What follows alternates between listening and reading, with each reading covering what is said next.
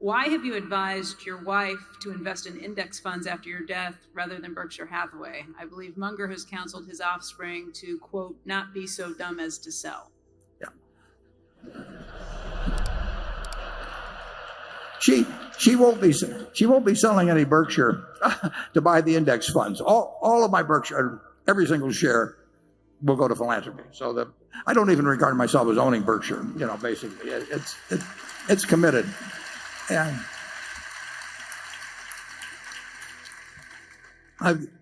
so far about 40% has already been distributed.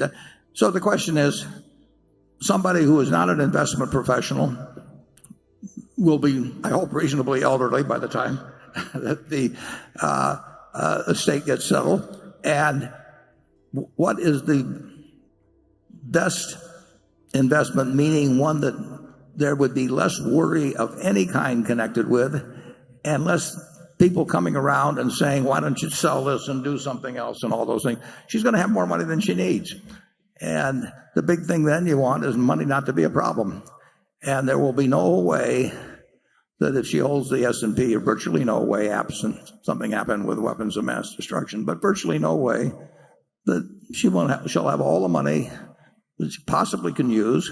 She'll have a little liquid money so that if stocks are down tremendously at some point, they close the stock exchange for a while, anything like that, she'll still feel that she's got plenty of money. And the object is not to maximize. It doesn't make any difference whether the amount she gets doubles or triples or anything of the sort. The important thing is that she never worries about money the rest of her life. And I had an Aunt Katie here in Omaha, who Charlie knew well, and worked for her husband, as did I. And she worked very hard all her life and had lived in a house she paid, I don't know, $8,000 for, 45th and Hickory, all her life. And because she was in Berkshire, she lived to 97. She ended up with, a few $100 million.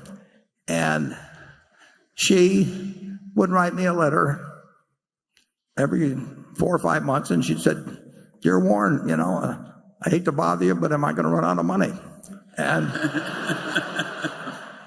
and I would write her back, and I'd say, "Dear Katie, it's a good question, because if you live 986 years, you're going to run out of money." And then about 4 or 5 months later, she'd write me the same letter again. And I have seen there's no way in the world, if you've got plenty of money, that it should become a minus in your life. And there will be people, if you've got a lot of money, that come around with various suggestions for you, sometimes well-meaning, sometimes not so well-meaning. So if you've got something that's certain to deliver, it was all in Berkshire, they'd say, well, if Warren was alive today, he would be telling you to do this. I just don't want anybody to go through that. And the S&P will be I think actually what I'm suggesting is what a very high percentage of people should do something like that. And I don't think they will have I think there's a chance they won't have as much peace of mind if they own one stock and they've got neighbors and friends and relatives that are trying to do some, like I say, sometimes well-intentioned, sometimes otherwise, to do something else. And so I think it's a policy that will get a good result and is likely to stick. Charlie?